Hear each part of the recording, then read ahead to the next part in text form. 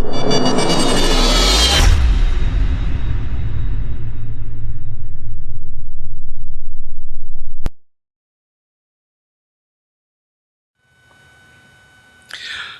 દર્શક મિત્રો, Vande Mataram. Power play કાર્યક્રમમાં આપનું સ્વાગત છે. સાયબર ફ્રોડના કિસ્સાઓ દિન પ્રતિદિન વધતા જાય છે અને જેટલી અવેરનેસ લાવવામાં આવે છે એ અવેરનેસ આપવામાં આવે એ પહેલાં નવી મોડેસ ઓપરેન્ડી સાયબર ફ્રોડમાં આવતી જાય છે.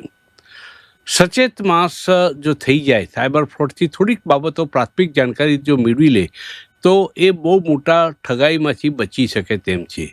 આ સાયકોલોજીકલ ફિયર નથી. કેટલાક લોકો એમ કહે છે કે મારી પાછળ કોઈ જાસૂસી કરે છે. આવી એક માનસિકતા સાથે કેટલાક લોકો જીવતા હોય છે. પરંતુ હવે ગૂગલ જ્યારે સ્માર્ટફોન આવી ગયા છે, જેવી અલગ અલગ એપ્લિકેશન આવી ગયા પછી તમારી જાસૂસી ના થાય તો જ નવાય. પરંતુ તમારી જાસૂસી સાયબર ફ્રોડ કરતી ગેંગના તમે રડારમાં આવી જાઓ તો તમને કેવી રીતે લલચાવે છે, તમને લોભ આપે છે, તમને ધમકી આપે છે, તમને જે પ્રકારનું તમે જે ટ્રેપમાં ફસાવો એ તમામ પ્રયાસો કરવામાં આવે છે. આ ચર્ચા આજે પાવર પ્લે કાર્યક્રમમાં રાખવામાં આવી છે અને પ્રાથમિક જાણકારી આપણામાં એક અવેરનેસ આપણી એક પ્રારંભિક આપણી પાસે જો જાણકારી હોય તો સાયબર ફ્રોડમાંથી આપણે બચી શકીએ છીએ. છતાં પણ સાયબર ફ્રોડ જો થઈ ગયું તો એના બચવા એમાં એ આપણે છેતરાયા છે એમાંથી પાછું મેળવી શકવા માટેના કયા કયા પ્રયાસો થાય, શું થઈ શકે. સાયબર સેલ ગુજરાત સ્ટેટનું એ બાબતમાં બહુ સક્ષમ છે અને આજની જ જો વાત કરીએ તો સાયબર સેલે આજે લગભગ કરોડો રૂપિયાનું તેમને પાછું મેળવ્યું છે. કરોડો રૂપિયાના સીઆઈડી ક્રાઇમ સાયબર સેન્ટરે 804 કરોડના કુલ 1549 સાયબર ફ્રોડ કેસોમાં સંડોવાયેલા 6 આરોપીઓને ઝડપી પાડ્યા છે. આ નાની સિદ્ધિ નથી. 804 કરોડનું સાયબર ફ્રોડ પકડી પાડવું. આ માટે સૌથી પહેલાં આપણી સાથે જોડાયા છે ધવલભાઈ શુક્લાજી સાયબર સેલમાંથી. તેમણે સૌથી પહેલાં અભિનંદન આપીને આ ચર્ચાનો અહીં પ્રારંભ કરું છું.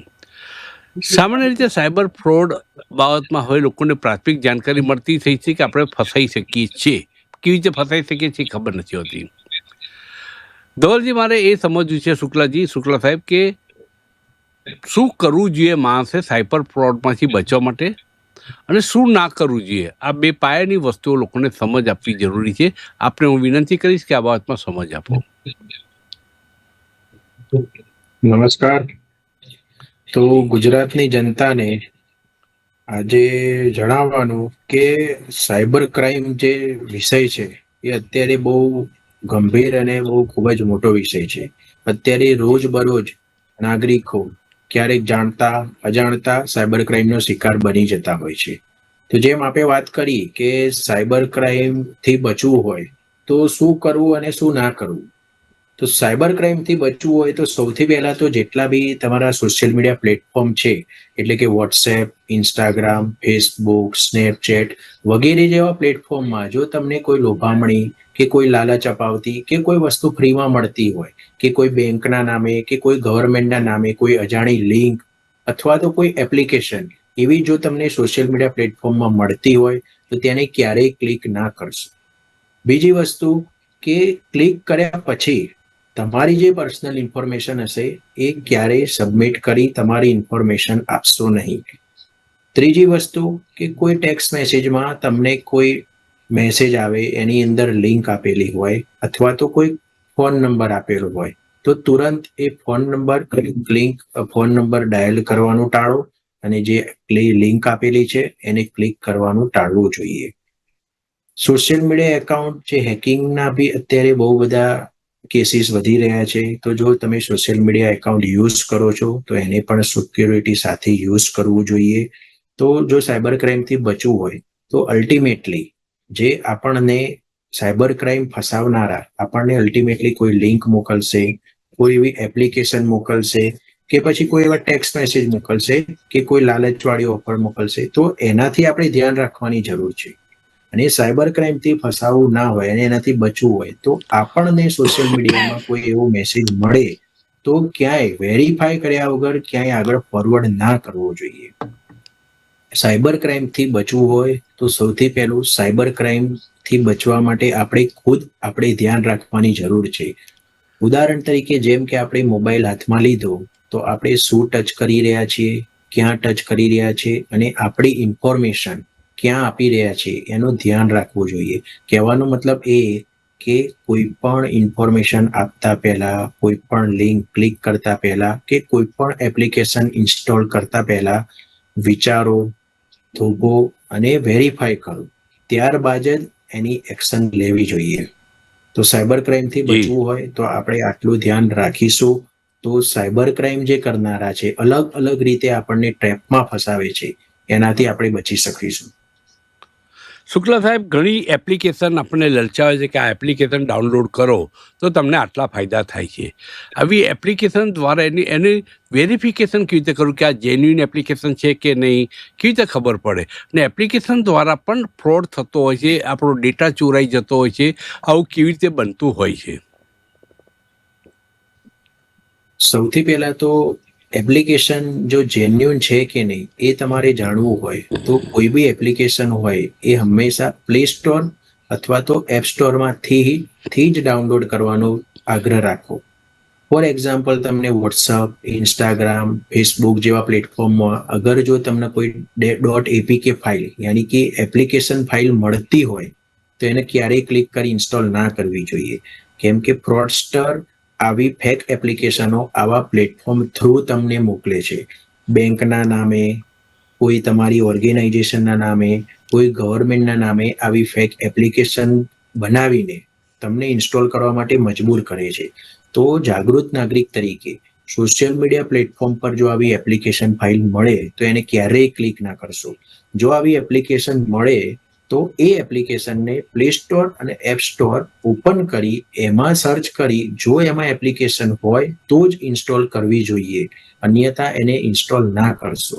જો તમે ઇન્સ્ટોલ કરશો તો જ્યારે તમે એપ્લિકેશન ઇન્સ્ટોલ કરવા જઈ રહ્યા છો, જ્યારે તમે એલાઉ કરો છો ઇન્સ્ટોલ કરતી વખતે, એનો મતલબ એ છે કે એલાઉ કરવાથી તમારી information, for example contact, gallery, આપણા SMS ફોરવર્ડ સર્વિસ, એ બધું એ લોકો એક્ટિવ કરી દેતા હોય છે.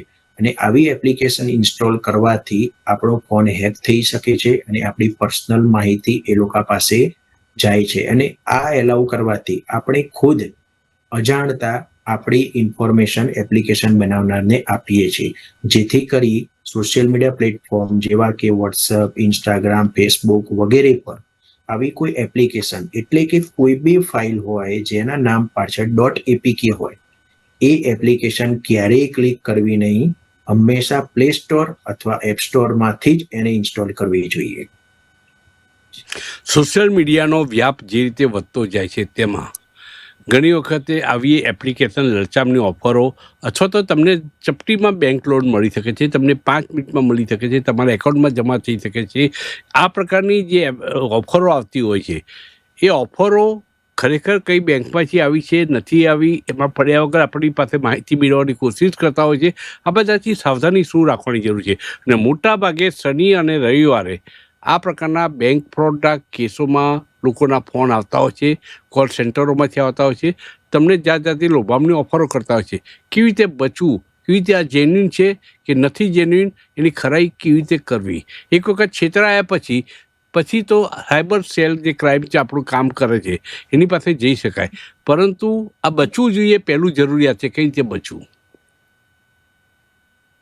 સૌથી પહેલા તો આજના જો ઇન્ટરનેટના જમાનામાં સાયબર ક્રાઇમથી બચવું હોય તો જેમ આપણે આપણી રિયલ લાઈફમાં આપણે સૂઝબૂઝથી, ફોર એક્ઝામ્પલ, આપણને ઉદાહરણ તરીકે કોઈ માણસ આપણને કોઈ લોભામણી જાહેરાત સમજાવે છે, કોઈ લોભામણી સ્કીમ આપે છે, તો રિયલ લાઈફમાં આપણને એ ખ્યાલ આવી જાય છે કે આ માણસ આપણને છેતરી રહ્યો છે. પરંતુ એ જ સેમ વસ્તુ જ્યારે આજે ઓનલાઈનના જમાનામાં આપણને આવી કોઈ લોભામણી લાલચ, કોઈ વિડીયો બનાવીને, કોઈ આવી એપ્લિકેશન બનાવીને તમને મોકલે છે તો ત્યાં આપણે છેતરાઈ જતા હોઈએ છીએ. તો સૌથી પહેલા આ વસ્તુમાં આપણે છેતરાઈએ નહીં એ ધ્યાન રાખવાની જરૂર છે.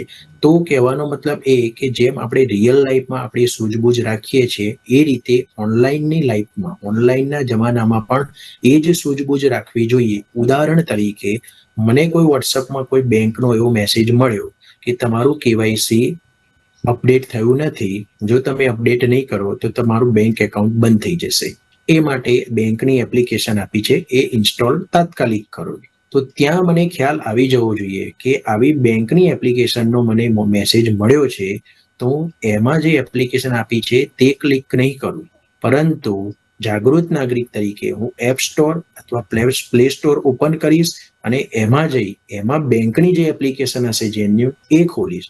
તો હંમેશા જેન્યુન એપ્લિકેશન શોધવી હોય તો તમને મેસેજ મળે છે, એમાં આપેલી છે એ એપ્લિકેશન ઇન્સ્ટોલ નથી કરવાની. પ્લે સ્ટોર અથવા એપ સ્ટોરની અંદર જે એપ્લિકેશન હોય એ જેન્યુન એપ્લિકેશન હોવાના ચાન્સીસ ખૂબ જ મોટા પ્રમાણમાં હોય છે. જેથી આવી આપણી જે ટેવ પડી ગઈ છે, આપણને ઇવન વોટ્સઅપમાં ઇન્સ્ટન્ટ કોઈ એપ્લિકેશન મળી જાય, કોઈ લિંક મળી જાય, તરત આપણે ક્લિક કરી દેતા હોઈએ છીએ. તો ત્યાં ક્લિક કરવાનું નથી, કોઈ એપ્લિકેશન ફાઇલ ઇન્સ્ટોલ કરવાની નથી. જો આવું કરીશું તો આપણે ક્યાંક ને ક્યાંક સાયબર ક્રાઇમનો ભોગ જાણતા અજાણતા બની જઈશું. તો સૂઝબૂઝ રાખવી એ સાયબર ક્રાઇમથી બચવા માટેની સૌથી મોટી આદત છે. કેટલીક ફેક એપ્લિકેશન એવી હોય છે કે જેમાં એક ટચ કરવાથી, જે આપણે વાત કરી છે, સેકન્ડમાં આખું બેંક ખાતું તમારું ખાલું થઈ શકે. દરેકને આ વાતની જાણકારી નથી હોતી અને ફેક એપ્લિકેશનમાં ટચ કરી દે અથવા ભૂલ થઈ જાય અને પછી ખાતું ખાલી થઈ જાય, તો એની પાસે પાછા પૈસા મેળવવા માટેના રસ્તાઓ કયા કયા હોય છે? સૌથી પહેલા તો જો અજાણતા આવી કોઈ એપ્લિકેશન ઇન્સ્ટોલ થઈ જાય તો ભારત સરકારની એમ કવચ એપ્લિકેશન છે, જે પ્લે સ્ટોર એપ સ્ટોરમાંથી મળી રહેશે. એ એપ્લિકેશન ઇન્સ્ટોલ કરી સ્કેન કરો, ત્યાં આવી એપ્લિકેશન તમને રેડ લાઇટ સિમ્બોલ આપશે અને ત્યાં તમે એને રિમૂવ કરી શકશો. બીજી વસ્તુ, જ્યારે નાણાં જે તમારી સાથે ઓનલાઈન ફાઇનાન્શિયલ ફ્રોડ, એટલે કે નાણાં ઓનલાઈન કોઈ ફ્રોડસ્ટર દ્વારા જતા રહે છે, કોઈ ઉપાડી લે છે તમારી પાસેથી, તો તુરંત અમારો સાયબર ક્રાઇમ હેલ્પલાઇન નંબર છે 1930, એ તુરંત ડાયલ કરો. ગોલ્ડન અવર એટલે કે 1 કલાકની અંદર તમે 1930 cyber crime helpline number dial કરો છો તો તમારા જે ફ્રોડના પૈસા ગયા છે એ તમને પરત મળવાના ચાન્સીસ ખૂબ જ મોટા પ્રમાણમાં વધી જાય છે. જેથી દરેક નાગરિકને મારો આગ્રહ છે કે સાયબર ક્રાઇમ થાય, કોઈ પણ પ્રકારના ઓનલાઈન નાણાં તમારા કોઈ છેતરીને લઈ જાય તો તુરંત cyber crime helpline number 1930 dial કરો. ક્યાંય સમય બગાડશો નહીં, ક્યાંય પોલીસ સ્ટેશનનો સંપર્ક કરવાનો હોતો નથી. તુરંત એક જ કોલ ડાયલ કરવાનો હોય છે, સાયબર ક્રાઇમ હેલ્પલાઇન નંબર 1930. જેટલો જલ્દી, ગોલ્ડન અવર એટલે કે 1 કલાકની અંદર તમે જેટલો જલ્દી કોલ કરશો એટલા જલ્દી તમારા પૈસા પાછા મળવાના, ખૂબ જ મોટા પ્રમાણમાં મળવાના ચાન્સીસ. 1 કલાક ગોલ્ડન અવર કે છે, 1 કલાક ગોલ્ડન અવર છે આપણી દ્રષ્ટિએ, કે જે સમય દરમિયાન તમારે શક્ય એટલી ઝડપથી જાણ કરો, પૈસા પરત મળવાની શક્યતાઓ વધી જાય છે. ડીલે થાય ત્યાં સુધીમાં તો ઘણું મોડું થઈ ગયું હોય છે. શુક્લ સાહેબ, સાયબર ક્રાઇમમાં ડિજિટલ એરેસ્ટ પણ આવી ગયું છે અને ડિજિટલ એરેસ્ટની ઘટનાઓ વધતી જાય છે. હમણાં એક senior citizen doctor, lady doctor અને એવા સિનિયર સિટીઝન ઘણા બધા ઉદ્યોગપતિઓ, એમને ખ્યાલ આવી જાય છે કે આપણી પાસે પૈસા છે, લાખો રૂપિયા તફડાવે છે. ડિજિટલ એરેસ્ટની ખબર કેવી રીતે પડે અને ડિજિટલ એરેસ્ટથી બચવા શું કરવું જોઈએ, અને ડિજિટલ એરેસ્ટનો ગાડીઓ આપણા ઘરમાં આવી જાય તો એ વખતે કોની મદદ લેવી જોઈએ? 1930 કે નજીકના પોલીસ સ્ટેશન, કે કઈ રીતે કરવું? સૌથી પહેલા તો ડિજિટલ એરેસ્ટની જો વાત આવે તો દરેક નાગરિકને જણાવી દઉં કે ડિજિટલ એરેસ્ટ જેવી કોઈ કાયદાકીય જોગવાઈ નથી. બીજી વસ્તુ, ડિજિટલ એરેસ્ટ જે વધી રહ્યો છે એના પાછળનું એક કારણ છે ડર. તો મારો કહેવાનો મતલબ એ છે કે જ્યારે બી ફોન કોલ પર અથવા તો વિડીયો કોલ પર અથવા તો કોઈ મેસેજ થ્રુ કોઈ પોલીસ ઓફિસર બની કે કોઈ અન્ય અધિકારી બની તમને ફોન કોલમાં ડરાવે, ધમકાવે અને તમારી પાસેથી નાણાકીય માહિતી માગે અથવા નાણાંની માગણી કરે તો સૌથી પહેલા ડર્યા વગર, ગભરાયા વગર કોઈ પણ પ્રકારની કાર્યવાહી કરવાની નથી. કોઈ પણ પ્રકારની રીતે તમને એડિટ કરેલા, ડિજિટલ એરેસ્ટમાં ઘણીવાર એવું થાય છે કે એડિટ કરેલા સમન્સ, વોરંટ મોકલશે કે જેથી કરી તમને એવું લાગશે કે આ ખરેખર પોલીસ જ છે. બીજી વસ્તુ કે જ્યારે નોર્મલ કોલ આવતો હોય છે તો નાગરિકો એવું કરતા હોય છે કે એ નંબરને વેરીફાઈ કરવા માટે ટ્રુ કોલરનો યુઝ કરે છે. હવે ટ્રુ કોલરમાં જ્યારે સર્ચ કરે છે ત્યારે ટ્રુ કોલરમાં બી એ ફ્રોડસ્ટરનું નામ સેમ દિલ્હી પોલીસ ઓફિસરનું આવે છે અને ત્યાં નાગરિક માની બેસે છે કે આ ખરેખર પોલીસ પર્સન છે, તો ત્યાં ભૂલ કરી બેસે છે. તો આવી વસ્તુની આપણે ભૂલ કરવાની નથી. અને પોલીસ ક્યારેય ઓનલાઈન પૈસા તમારી પાસે માંગતી નથી અને ડિજિટલ એરેસ્ટ જેવી કોઈ કાયદાકીય જોગવાઈ નથી. બીજી વસ્તુ, ડિજિટલ એરેસ્ટમાં તમને એવું કહેવામાં આવશે કે તમારું વેરિફિકેશન કરવું પડશે વિડીયો કોલ ઉપર, અને વેરિફિકેશન પૂર્ણ થાય ત્યાં સુધી તમારી બેંક એકાઉન્ટની અંદર પૈસા પડ્યા છે તે આરબીઆઈના એકાઉન્ટમાં જમા કરાવવા પડશે. વેરિફિકેશન ખતમ થઈ જશે એટલે તમને પાછા મળી જશે. હવે જાગૃત નાગરિક તરીકે આપણને ખ્યાલ હોવો જોઈએ કે આરબીઆઈનો કોઈ એકાઉન્ટ નંબર ના હોય. આરબીઆઈ બેંકોની બેંક છે, એ ખુદ પોતે બેંક નથી. આરબીઆઈનો બેંક એકાઉન્ટ નંબર ના હોય, તેમ છતાં આપણે નિર્દોષ હોઈએ છીએ એટલે આપણે વિશ્વાસ કરી બેસતા હોઈએ છીએ અને આપણે નાણાં ટ્રાન્સફર કરી દઈએ છીએ અને ત્યારબાદ અને ગભરાઈ ગયેલા પણ હોઈએ છીએ અને ગભરાઈ ગયેલા પણ હોઈએ છીએ ગભરાઈ ગયેલા પણ હોઈએ છીએ છે કે જ્યાં તમે ડરી ગયા હોય. તો સાયબર ક્રાઇમથી જો બચવું હોય તો સૌથી પહેલા ઓનલાઈનના જમાનામાં ડરવાની જરૂર નથી, ગભરાવાની જરૂર નથી. અને કોઈ પણ પ્રકારનો cyber crime, even digital arrest થાય કે કોઈ પણ પ્રકારનો સાયબર ક્રાઇમ થાય તો તરત કોલ કટ કરી તુરંત સાયબર ક્રાઇમ હેલ્પલાઇન નંબર છે 1930 તુરંત ડાયલ કરવો જોઈએ. એ ડાયલ કરશો તો તમે ડિજિટલ એરેસ્ટથી બચી શકો છો. 1930 એ હેલ્પલાઇન નંબર કેવી રીતે કામ કરે છે? કેટલો ક્વિક રિસ્પોન્સ મળે છે તેમાં? 1930 સેન્ટ્રલી મિનિસ્ટ્રી ઓફ હોમ અફેર્સનો પ્રોજેક્ટ છે અને 1930 આપણો હેલ્પલાઇન નંબર છે, એ 24 કલાક કાર્યરત હોય છે. એમાં કોઈ પણ વ્યક્તિ જેવો 1930 ડાયલ કરે છે તો સૌથી પહેલા એને પૂછવામાં આવે છે કે ફાઇનાન્શિયલ ફ્રોડ થયો છે કે સોશિયલ મીડિયા ફ્રોડ. અગર ફાઇનાન્શિયલ ફ્રોડ થયો છે તો એક નંબર દબાવો. એ નંબર દબાયા પછી અમારા હેલ્પલાઇન યુનિટમાંથી કોલ રિસીવ થાય છે અને તમારી પાસેથી તમારી બેઝિક ઇન્ફોર્મેશન, એ તમારું નામ, એડ્રેસ, તમારું જે ફ્રોડ થયું એને ટ્રાન્ઝેક્શનની ડિટેલ, તમારી બેંક બેનિફિશિયરી ડિટેલ અને તમારું આઈડી પ્રૂફ, આટલી વસ્તુ માંગવામાં આવે છે. જેવી તમે આટલી વસ્તુ આપશો એના બેઝ ઉપર અમે તુરંત કમ્પ્લેન રેઝ કરીએ છીએ અને તુરંત એના પેરેલલ બેંક એક્શન લે છે અને જે પૈસા બીજા એકાઉન્ટમાં ગયા છે એ હોલ્ડ કરાવી અમે તમારા જે પૈસા ફ્રોડના ગયા છે એ તમને રિટર્ન મળી જાય એનો અમે ખૂબ જ જલ્દી અને ખૂબ જ સતત એક્ટિવલી પ્રયત્ન કરીએ છીએ. એટલા માટે જ કહેવામાં આવે છે કે સાયબર ક્રાઇમ થાય તો વિચાર્યા વગર તુરંત ગોલ્ડન અવર એટલે કે 1 કલાકની અંદર cyber crime helpline number 1930 dial કરવો જોઈએ, જેથી કરી તમારા જે પૈસા ગયા છે એ પરત મળવાની સંભાવનાઓ ખૂબ જ વધી જાય છે. શુક્લા સાહેબ, ગુજરાતમાં સાયબર ફ્રોડની ઘટનાઓ કેવા પ્રકારની વિશેષ બનતી જોવા મળી છે? કેવા પ્રકારના સાયબર ક્રાઇમ વધારે ને વધારે બનતા ગયા છે? એને કેવી રીતે રોકી શકાય એ બીજો સવાલ છે. કેવા બને છે સૌથી વધુ ક્રાઇમ? સૌથી વધુ ક્રાઇમ ડિજિટલ એરેસ્ટના બની રહ્યા છે. ત્યારબાદ શેર માર્કેટ ઇન્વેસ્ટમેન્ટના નામે ફરજી ફિશિંગ વેબસાઇટ બનાવી, ડુપ્લિકેટ ફેક એપ્લિકેશન બનાવી, શરૂઆતમાં તમને ઇન્વેસ્ટ કરાવશે, થોડું રિટર્ન આપશે જેથી કરી તમને વિશ્વાસ આવશે, પછી તમારી જોડેથી વધારે ઇન્વેસ્ટ કરાવી તમારો પોર્ટફોલિયો મોટો બતાવી તમે જ્યારે એ વસ્તુ રીડીમ કરવા જશો ત્યારે એ અમાઉન્ટ તમે વિથડ્રો નહીં કરી શકો. ઇન્વેસ્ટમેન્ટ ફ્રોડમાં ધીરે ધીરે કરી તમારી સાથેથી થોડા કરી બહુ મોટા પ્રમાણમાં તમારી સાથે ફ્રોડ કરી દેતા હોય છે. તો ઇન્વેસ્ટમેન્ટ ફ્રોડ પણ ખૂબ મોટા પ્રમાણમાં થાય છે. ત્રીજી વસ્તુ કે વર્ક ફ્રોમ હોમ, ઘરે બેઠા કામ કરો એવા લોભામણી અને લલચાવાળા મેસેજ તમને મોકલી તમને ટ્રેપમાં ફસાવવામાં આવે છે. ત્યારબાદ debit card, credit card fraud કરવામાં આવે છે. સોશિયલ મીડિયા ફ્રોડ કે કોઈ તમારા જ નામનું ફેક એકાઉન્ટ બનાવી તમારા ફ્રેન્ડ સાથે રૂપિયાની માંગણી કરે એમ કરીને બી લલચાવવામાં આવે છે.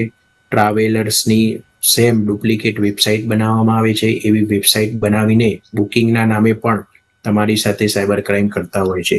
તો આ જે સાયબર ક્રાઇમ છે, ઇન્સ્ટન્ટ લોન એપ્લિકેશનના નામે ફ્રોડ કરી રહ્યા છે, કોઈ ઇન્સ્ટાગ્રામ પ્લેટફોર્મ થ્રુ ફ્રોડ કરી રહ્યા છે, કોઈ વોટ્સઅપ થ્રુ ફ્રોડ કરી રહ્યા છે. તો આ જે મેં કહ્યા એ ફ્રોડ ખૂબ જ મોટા પ્રમાણમાં વધી રહ્યા છે. અને આ બધા ફ્રોડથી જો બચવું હોય તો એનો એક જ ઉપાય છે કે કોઈ પણ એક્ટિવિટી કરતા પહેલા વિચારો. સાયબર ક્રાઇમ ત્યારે જ થશે જ્યારે આપણી કોઈ એક્ટિવિટી હશે, એટલે કે આપણે કંઈક વસ્તુ લિંક પર ક્લિક કરી દીધી હશે, કોઈ એપ્લિકેશન ઇન્સ્ટોલ કરી દીધી હશે, અથવા તો ફોન ઉપર આપણે આપણો કોઈ ઓટીપી વેરિફિકેશન કોડના બહાને આપણે આપી દીધો હશે. તો આ ધ્યાન રાખીશું તો આપણી સાથે ક્યારેય સાયબર ક્રાઇમ નહીં થાય. શુક્લ સાહેબ, હવે સાયબર ક્રાઇમ યત્ર તત્ર સર્વત્ર છે. કોઈ સરહદ એના માટે ફિક્સ નથી, ગમે ત્યાંથી થઈ શકતા હોય છે. ભારતમાં પણ થઈ શકે છે, ભારત બહાર પણ થઈ શકે છે. ગુજરાતમાં સાયબર ક્રાઇમની ઘટનાઓ ગુજરાતની અંદરથી વધારે બની છે કે પછી સરહદની પેલે પાર દુબઈ કે આફ્રિકન દેશોમાંથી સૌથી વધુ સાયબર ક્રાઇમ બની રહ્યા છે, અને એ કેવા પ્રકારના ગંભીર છે એ પણ લોકોને જાણવાનું વધારે ગમશે. સાયબર ક્રાઇમ એવી વસ્તુ છે કે સાયબર ક્રાઇમમાં ફાઇનાન્શિયલ લોસ તો થાય જ છે, પણ જોડે જોડે ઘણા એવા સાયબર ક્રાઇમ થાય છે કે એમાં જોડે જોડે આપણી બદનામી બી થતી હોય છે. તો સાયબર ક્રાઇમ એટલો ગંભીર મુદ્દો કહેવાય. બીજી વસ્તુ કે સાયબર ક્રાઇમ કરનારા જે છે એ દુનિયાના કોઈ પણ ખૂણામાં બેસીને સાયબર ક્રાઇમ કરી શકે છે. એ સાયબર ક્રાઇમ કરવા વાળા ગુજરાતના હોઈ શકે, ગુજરાત બહારના હોઈ શકે, ઇન્ડિયા બહારના હોઈ શકે, ક્યાંના હોઈ શકે એ આપણને ખ્યાલ હોતો નથી. આ ઇન્ટરનેટના જમાનામાં દુનિયાના કોઈ પણ ખૂણામાં બેસીને સાયબર ક્રાઇમ કરતા હોય છે. પરંતુ જે એપ્લિકેશન ફ્રોડ છે, ઇન્સ્ટન્ટ લોન એપ્લિકેશન છે કે કોઈ ફેક એપ્લિકેશન છે કે ઇન્વેસ્ટમેન્ટ ફ્રોડ છે, આ બધું ફ્રોડ જનરલી ઇન્ડિયા બહાર, ચાઇના બેઝ, કંબોડિયા જેવા દેશ છે કે જ્યાં આખા આવા સાયબર ક્રાઇમ કરવા માટેના કોલ સેન્ટરો ચાલી રહ્યા છે. ત્યાંથી ભારતના લોકોને, ગુજરાતના લોકોને ટાર્ગેટ કરવામાં આવે છે. તો આ ટાર્ગેટથી બચવા માટે મેં જે રીતે વાત કરીએ કે આવી સોશિયલ મીડિયા પ્લેટફોર્મ થ્રુ, એટલે કે વોટ્સઅપ, ફેસબુક, ઇન્સ્ટાગ્રામ, એની અંદર જો આપણને કોઈ એપ્લિકેશન ફાઇલ મળે છે તો એને ક્યારેય ક્લિક કરવી નહીં. કોઈ મેસેજ વાળું લિંક મળે છે, કોઈ લિંક સાથેનો મેસેજ મળે છે તો એ લિંક પર ક્લિક ના કરશો, એને વેરીફાઈ કરો. ઉદાહરણ તરીકે તમને કોઈ એમેઝોનની ઓફરનો મેસેજ મળે કે એમેઝોન આ વસ્તુ તમને ફ્રીમાં આપી રહી છે, કોઈ ડિસ્કાઉન્ટમાં આપી રહી છે, તો જાગૃત નાગરિક તરીકે શું કરવું જોઈએ? એમાં જે લિંક આપેલી છે ત્યાં ક્લિક ના કરશો. એમેઝોન અથવા ફ્લિપકાર્ટ જેવી ગવર્મેન્ટ વેબસાઇટ હોય, ઈ કોમર્સ વેબસાઇટ હોય, જો એમાં આવી કોઈ ઓફર ચાલતી હશે તો એ લોકોની વેબસાઇટના હોમ પેજમાં અથવા તો એપ્લિકેશનમાં ઓલરેડી આ ઓફર હોય જ. તો હું શું કરું જનરલી કે આવો મને કોઈ મેસેજ મળે તો એમાં લિંક ક્લિક નથી કરવાની, પરંતુ એ એપ્લિકેશન ઓપન કરી એમાં જઈને ચેક કરો. જે ઓફર ખરેખર હશે તો એમાં બતાવતા હશે, પરંતુ આપણે શું કરી દેતા હોઈએ છીએ, એ લિંક ક્લિક કરી દેતા હોઈએ છીએ અને આપણી સાથે ફ્રોડ થઈ જતું હોય છે. કેટલાક કિસ્સાઓ એવા બન્યા છે, દાખલા કે મારા ઉપર પણ એક મેસેજ આવ્યો હતો કે તમને લાખો રૂપિયા, લાખો પાઉન્ડ, મારી પાસે મિલકત છે, મારો કોઈ વારસદાર નથી અને મારે તમને આપવી છે કેમ કે તમે એનો સદુપયોગ કરશો, એટલે મને તમારી વિગતો જોઈએ છે, બેંકની વિગતો જોઈએ છે. આવી બેંકની વિગતો માગીને છેતરામણી થઈ શકે છે એવું જાણવાના કારણે આપણે રોકાઈ જઈએ, પણ સામાન્ય માણસ રોકાતો નથી. લાખો રૂપિયાની લોટરી લાગી છે એવા પણ મેસેજ આવતા હોય છે. લોભ, લાલચ હંમેશા ઠગાઈ માટેનું એક અમુક શસ્ત્ર બને છે, ઠગાઈ કરવા માટે સરળતા બને છે. આ બાબતથી ચેતવા માટે આવી કોઈ ઓફર આવે તો સાવધાની શું રાખવાની કે થોભી જાઓ, આગળ વધો નહીં, એ સિવાય બીજો કોઈ ઉપાય ખરો? એને વેરિફિકેશન કરો કે આવો કોઈ મેસેજ વોટ્સઅપમાં મળે છે આપણને. ઉદાહરણ તરીકે માની લો કે ગવર્મેન્ટની કોઈ યોજના છે, ગવર્મેન્ટે કોઈ વસ્તુ, ફોર એક્ઝામ્પલ મહિલાઓને લેપટોપ ફ્રી આપવાની જાહેરાત આપી, તો આપણા મગજમાં એ ન્યૂઝની જો હેડલાઇન છે એ જ હોય છે, પરંતુ એ લેપટોપ લેવાની પ્રોસિજર શું છે એ વાંચવી જોઈએ, અને એ આપણને ખ્યાલ હોતો નથી. અને એના નામે બનાવટી મેસેજ બનાવી, ફેક લિંક બનાવી વોટ્સઅપ મેસેજ આપણને મોકલતા હોઈએ છીએ, અને ત્યારે આપણા માઇન્ડમાં એવું હોય કે આપણે આ ન્યૂઝ સાંભળેલા છે એટલે આ મેસેજ સાચો હશે. તો આવો મેસેજ મળે તો સૌથી પહેલા ગવર્મેન્ટની જેન્યુઅન વેબસાઇટ હોય એ ઓપન કરવી જોઈએ, અને ગૂગલ હોય, for example Google search engine છે, તો એમાં જઈ એને વેરીફાઈ કરો કે આ મેસેજ છે ખરેખર જેન્યુઅન છે કે નહીં. એટલે આપણને જ્યાં સુધી એ મેસેજ વિશે 100% ખ્યાલ નથી, તો એ મેસેજની અંદર કોઈ પણ પ્રકારની લિંક અથવા તો કોઈ એપીકે ફાઇલ આપી હોય તો એને ક્યારેય ક્લિક ના કરવી જોઈએ. એને વેરિફિકેશન કરો, ખરાઈ કરો. ત્યારબાદ જ એને તમારી લિંક ક્લિક કરવી જોઈએ અને એપ્લિકેશન ઇન્સ્ટોલ કરવી જોઈએ. મારો છેલ્લો સવાલ કે સંચાર સારથી એક એપ્લિકેશન ભારત સરકારે ઇન્ટ્રોડ્યુસ કરી. સંચાર સારથી શું છે અને તેનાથી લોકોને શું ફાયદો થઈ શકે?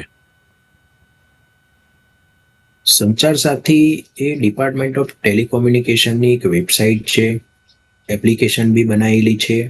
સંચાર સાથી પ્લેટફોર્મમાં 3-4 ફેસિલિટી આપેલી છે. એમાં સૌથી પહેલા તો તમે એ શોધી શકો કે તમારા નામે કેટલા મોબાઈલ નંબર ચાલુ છે. એટલે કે તમારા નામે ઘણીવાર આપને ખ્યાલ ના હોય કે આપના નામે બીજા સિમ કાર્ડ મોબાઈલ નંબરો બી ચાલુ હોય અને બીજા યુઝ કરતા હોય, તો એ બી તમે સર્ચ કરી શકો છો. અને જો યુઝ તમે ના કરતા હો તો એવા નંબરો તમે એ પોર્ટલ થ્રુ બંધ કરાવી શકો છો. બીજી વસ્તુ કે તમારો ફોન ગુમ થઈ જાય છે તો પણ સંચાર સાથીમાં એ ફેસિલિટી છે કે જેવો ફોન ગુમ થઈ જાય તમે એમાં ઓનલાઈન કમ્પ્લેન રેઝ કરી શકો છો અને એના બેઝ ઉપર IMEI બ્લોક થાય છે. અને જ્યારે એ IMEI ડિટેક્ટ થાય ત્યારે તમને એનું ઇન્ડિકેશન આપવામાં આવે છે અને ત્યાં તમારો ફોન તમે મેળવી શકો છો. ત્રીજી વસ્તુ કે કોઈ ફ્રોડ કોમ્યુનિકેશન, એટલે કે કોઈ એવા ઇન્ટરનેશનલ કોલ આવતા હોય, કોઈ ઇન્ડિયાના નંબરના અનનોન કોલ આવતા હોય, કોઈ ફ્રોડ વોટ્સઅપ મેસેજ આવતા હોય, કોઈ ફ્રોડ ટેક્સ્ટ મેસેજ આવતા હોય, તો આવા ફ્રોડ કોમ્યુનિકેશન માટેની બી કમ્પ્લેન તમે સંચાર સાથીની વેબસાઇટ અથવા સંચાર સાથીની એપ્લિકેશનમાંથી બી કરી શકો છો કે જેથી કરી આવા ફ્રોડ કોમ્યુનિકેશન બંધ થઈ જશે. તો આ ડિપાર્ટમેન્ટ ઓફ ટેલિકોમ્યુનિકેશનની વેબસાઇટ છે sancharsaathi.gov.in. ખૂબ જ સારી વેબસાઇટ છે અને દરેક નાગરિકે એનો અભ્યાસ કરવો જોઈએ અને જે જરૂરી હોય તો એનો ઉપયોગ પણ કરવો જોઈએ. શુક્લ સાહેબ, ખૂબ સરસ માહિતી આપી. કારણ કે સાયબર ક્રાઇમ વધતા જાય છે તેની સામે સામાન્ય માણસે કેવી રીતે જાગૃત થવું જોઈએ, સાયબર ક્રાઇમનો શિકાર બનતા કેવી રીતે અટકવું જોઈએ, એની રસપ્રદ માહિતી ઝીણવટપૂર્વક આપી એ બદલ આપનો ખૂબ ખૂબ આભાર. આ હતી આજની પાવર પ્લે કાર્યક્રમની વાત. ફરી મળીશું નવા વિષય સાથે પાવર પ્લે કાર્યક્રમમાં. અત્યારે રજા આપશો.